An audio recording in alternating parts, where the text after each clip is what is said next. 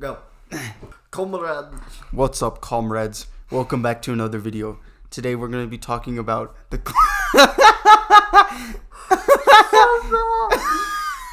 That's so bad. Howdy, partners. Welcome to our review of Season 7 of the Clone Wars. We should just speak in for Palpatine noises. Good. Let the hate Do it. flow through. Hey guys, what's up? 7-stop... Welcome.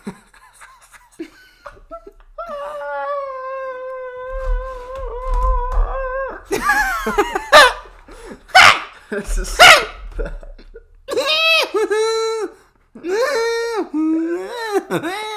What are you saying?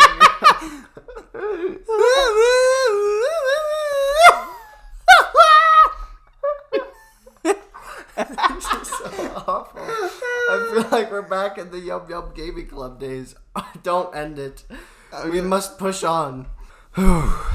What's up, guys? 7stop here, and today we're going to be talking about Season 7 of the Clone Wars in our review. Yay! Go. Hey guys, what's up? 7stop here. Welcome back to another video. And today we're going to be talking about Clone Wars Season 7. Finally! We got through the intro. Yeah, that took like 5 minutes. No, that took 2 minutes. Okay, I was going to say. Alright, anyway. So, Clone Wars Season 7. Yay! Okay, so we're going to be talking about each arc. Not necessarily the episodes individually, but just rating each arc. Maybe in the last arc, we might talk about the episodes individually. Yeah, we will. But yeah, we'll rate each arc, and then at the end of the video, we'll give our overall rating of the season, and then we'll give our overall thoughts on the Clone Wars. Well, we'll give a... Let's actually start out with a brief overview of the Clone Wars. The first season, we like. Second season... Or the first season's okay. The second season's okay. But we'll get to that at the end of the ranking. Let's just... You've been talking for so long, there's nowhere to cut that video, so I think we should start again. Start again. Because if I cut it, it'll just feel really abrupt. What part do we want to, like, cut it at? Let's cut it after the part where I say, like, the ranking of the season. Or you just cut it there. Cut it whatever you feel like it. But I'm going to start out by saying, let's give our brief overview of the Clone Wars. All right. So wait. I'll say, let's give our brief overview of the Clone Wars. Okay. So, we'll rank the seasons at the end, but overall, we really, really enjoy the Clone Wars. We think it's a great show. Nico says that he's a weep! But go, give your opinion on it. Wait, what? What does that have to do with... You said it's your favorite American... Like, it's my favorite American show that's animated. Yeah, because obviously he likes a bunch of anime. But yeah, like most of the time, American shows aren't that great, other than like animated-wise. Ninjago's good. But mainly because I watched it as a kid. I don't know if it's that great on its own merits. But I haven't seen that many animated shows from the West. But this one's really good. Yeah, this one's great. The first seasons are... they're okay, but once it gets to season 3 and later, it gets really, really, really good. So, season 4 is where it starts to pick up. Yeah, but we were excited for season 7. Nico literally, like, he caught up to season 7, like, just as, like, it was... I watched every episode of the Clone Wars. Catching up to season 7. Was it a couple weeks? About a week or so. Really? Mm-hmm. Okay. But he caught up super quick. I watched it a while ago when I was a kid, and then I watched it recently getting ready for the new season, and then I waited about like 2 years or so, rewatched it again, and then watched the final season. So we'll give our thoughts on the final season. So first off, they released the Bad Batch arc. It's epic. There's some pretty cool action. It's not amazing in my opinion, but it's a fun action arc with some neat characters and stuff. And we needed the clones. I liked Echo in that. Yeah, Echo was neat, and we needed the clones. We needed some good like clone action with like because it is called the Clone Wars, but we need some an arc with the clones, because the Clone Wars had a bunch of arcs related to the clones. Like, there was the Order 66 arc with 5s and stuff. There was the Umbara arc, which was completely devoted to the clones. So we needed some good Clone Wars stuff. And these were storyboard episodes, so they pretty much had them finished. And we think that it was good. It had some action stuff, like the third episode was literally just pure action. What happens is they escape the room with Echo, they go to the village, they defend the village, and that's it. But overall, it was decent. Not much substance, just a pretty like fun action movie, honestly. It was just kind of fun. It didn't feel like final season material to me. Like the epicness of the final season. You'd expect it to be so great and epic because there's a lot of really cool Clone Wars arcs already. Yeah, like something that would tie into Revenge of the Sith that would be super huge, which we'll get into an arc that they could have had later. But like there are just tons of other cool stuff that could have wrapped up the Clone Wars and led to the Revenge of the Sith, which they did in Siege of Mandalore. But now we get to move on to everyone's favorite arc, the Martinez sisters. I was gonna say Martinez sisters. No, the Martez sisters arc, or the arc with Ahsoka. So this arc exists. It does. It's not great. No, it's not as bad as the worst Clone Wars arcs, but it's not amazing. No, I feel like it would be in season 1. Yeah, it feels like something from season 1 or 2. Yeah, and even then, it doesn't have the comedy of season 1 or 2. That's the only thing that redeems season 1 for me. Is just the comedy. Yeah, the comedy's good and stuff like that, and there's some cool episodes. But other than that, that's pretty much it for season 1. Which this arc would feel like it belongs there in season 1. It's boring. It's pretty boring. There's some neat conflict and stuff like that, but sometimes it's just a little bit like awkward and stuff like that. Like the characters' like motivations flip really quickly. Like for example, the Martez sister, the older one, I don't even remember, Rafa, Trace, I don't know, but like the older one, Rafa. Yeah, the older one, at the very beginning doesn't really like Ahsoka, and then later on they're talking about the Jedi, blah blah blah, and then Ahsoka's like, oh man, I feel for you, and they really bond. And then later on in the episode, she's like trying to ditch Ahsoka, which is like, well, make up your mind. Yeah, it was really confusing. And there's even an episode that's completely filler, basically, where they leave the cell, and then at the end of the episode, they end up back in the cell. Oh, but it was for character development. Well, you could do character development with having non-filler stuff. Yeah. It didn't advance the plot at all. But anyway, luckily, that ended quick. That felt quick, at least, because there wasn't really that much substance to it as well. Ahsoka's just kind of appears. They're like, oh man, the Jedi aren't as good as we thought they were. And it's like, wow, we already knew that. But what we were going to discuss is what we think should have taken its place. Because there's a unfinished kind of like storyboard reel of an episode or a series of episodes, an arc on YouTube called The Crystal Crisis. Yep. And we think it's much better. I don't think it's still like vastly amazing, but it's still much better than the Trace arc. It's really good. It's got some great character stuff and funny dialogue, which is something we really liked. Had a lot of the comedy of season 1. Yeah, but the thing is, the reason why it's good is because it has Crystal Crisis. It has a giant crystal that they would use on the Death Star. It ties into the greater story of the Star Wars universe. And it's Obi-Wan and Anakin. If you haven't seen it, go check it out. It's all on YouTube, all 4 episodes. It's really good. It looks a little weird. Crystal Crisis. Just look up Crystal Crisis Clone Wars arc or something. Yeah, but it has that crystal. And it also it's mainly focused on Anakin and Obi-Wan. So you see their relationship get like kind of quote unquote worse and worse. Like they start arguing a lot more in this arc than previous. But they're still friends. So it has some good Revenge of the Sith stuff, but this arc just has nothing to do with that. Now, obviously, the Trace arc. Yeah, obviously we need some stuff for Ahsoka, but I don't see why we need an entire arc devoted to finding out where she was all this time. Like they could have literally just explained in the Siege of Mandalore, the next arc. Oh, I was running around and then I found Bo-Katan, and then we need to meet up. So, with that over, let's move on to the best arc of this season, the Siege of Mandalore. It's one of the best Clone Wars arcs. Oh, yeah, it's I wouldn't great. say the best, but very good. Yeah, it's really, really, really great. So, we have the first episode, which is, it's not necessarily the weakest, but it's good. It's not amazing. It has some pretty good action, some good characters. You see Ahsoka and Anakin like reuniting. It's pretty neat. It's pretty awesome. We get to see Rex. It sets up the conflict with Darth Maul pretty well. Yeah, it does. It does. They have some. They talk about the war and stuff like that, and I do like the scene how again both sides are right. Like she's like, "Oh, we need your help," and then Obi-Wan's like, "Oh yeah, I would break treaties that are hundreds of years old. We'll start another war," and then she's like, "Why not one more?" Which is like, yeah, why not go into another war? But then Anakin also brings up that they haven't finished the one they started, so it could be forever. Has some really unique and interesting character interactions. Yeah. And the next episode is also really good in this arc. The best one, actually. It has a confrontation. In our opinion, it's the best one. It has a confrontation between Ahsoka and Maul that's super awesome. And in a way, Darth Maul is right about how he wants her to help him bring down Sidious. Yeah, Sidious. But she's also right for wanting to deny him because, like she says, he'll just take the power himself.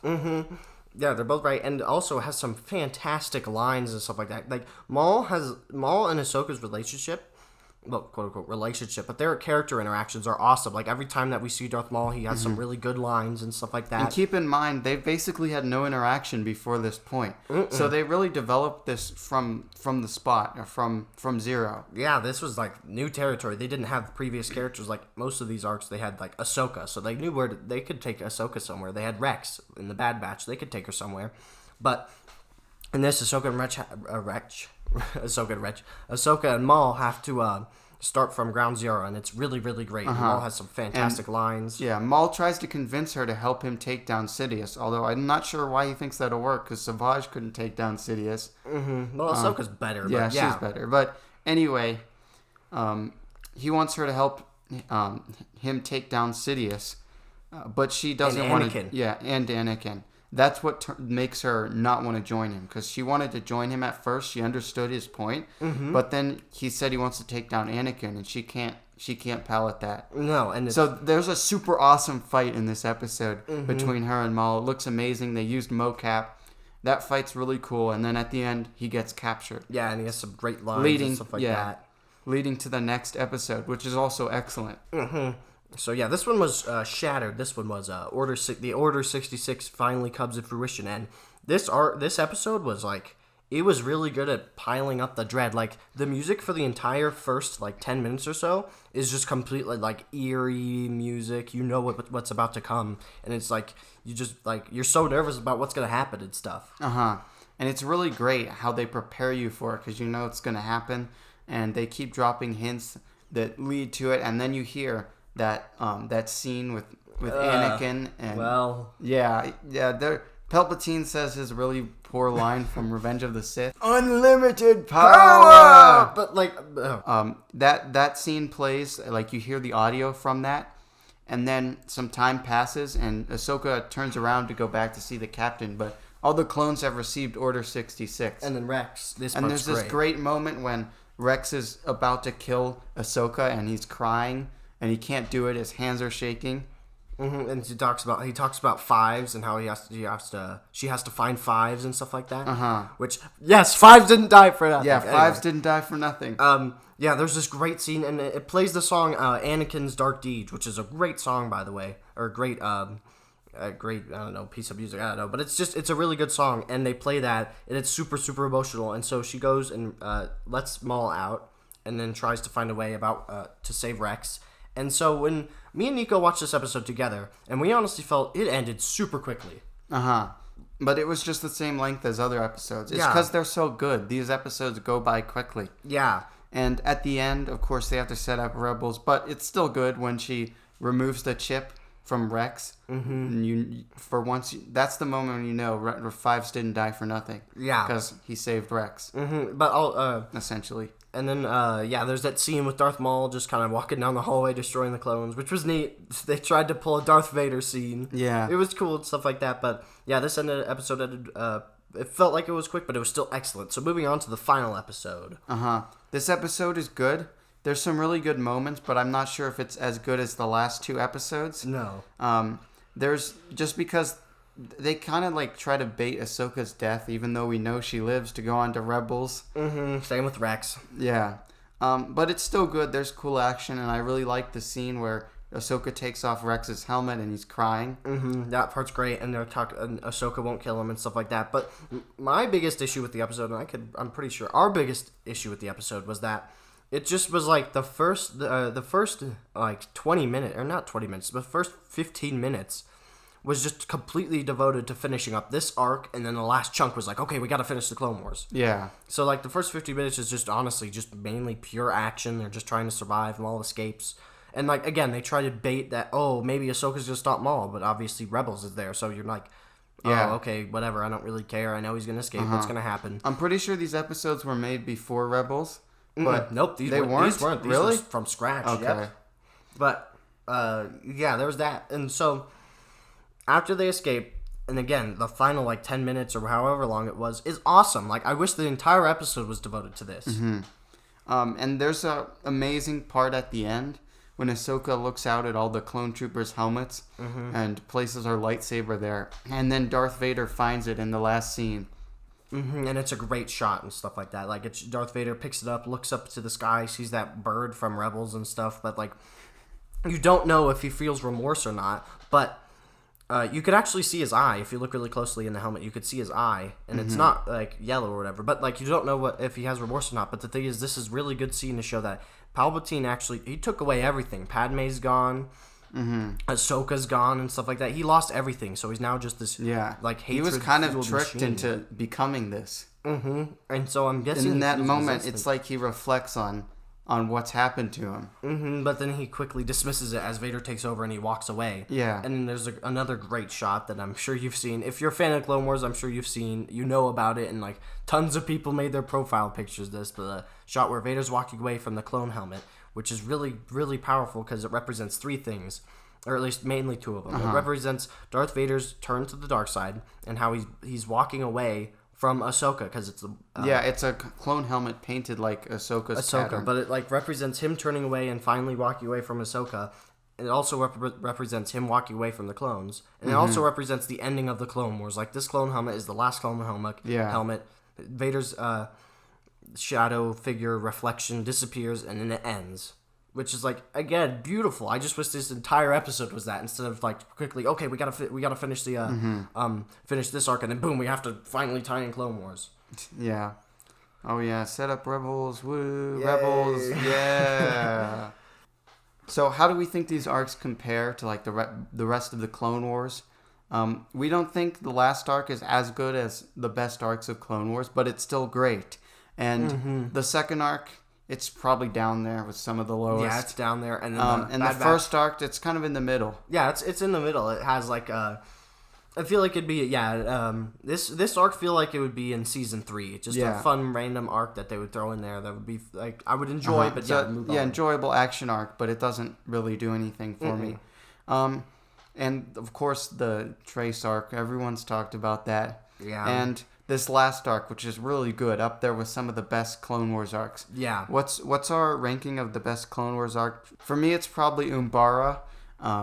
Then the arc with Order 66. I'm not sure what they're all called, but yeah, the fives. The one with fives. Then the one with Pre Vizsla and Darth Maul is really good. The Yoda arc also, but also somewhere in there, it's hard to rank them directly, but also somewhere in there is this last arc, Siege of Mandalore. Yeah, I would pretty much have to agree with Nico. It's up there, but it's not necessarily as good as people saying, I think. But but that's just because like there's a little bit too much like with that final episode, there's a little bit too much like of finishing that single arc instead of the entirety of the Clone Wars. Which like if they hadn't had an hour, it would have been amazing. But like when you devote 6 minutes to the end of the Clone Wars and the rest like of the 20 minutes or the 15 minutes, however long it was, to finishing up that arc, it kind of feels a little anticlimactic. Yeah. Even though the end is still good. And the first episode, while great, is kind of just kind of actiony as well. Overall, if we're on an arbitrary 1 to 10 scale, we'd probably give it a 7.5. Yeah. It was good. Had some great moments. Siege of Mandalore, great. Bad Batch, decent. Trace arc, nah. Yeah. So it all added up to a 7.5. Yeah. So overall, it's good overall, but not amazing. Like they could have had Crystal Crisis. They could have had so many other arcs in there that I feel like would have bumped it up on maybe a number or two. Instead of the Trace arc, that would really helped. But either way, it's still good, and we hope you enjoyed it if you watched the Clone Wars. And I hope you enjoyed this video. If you want to see more like it, please consider subscribing and leave a comment of how you thought about our opinions on the subject. Bye.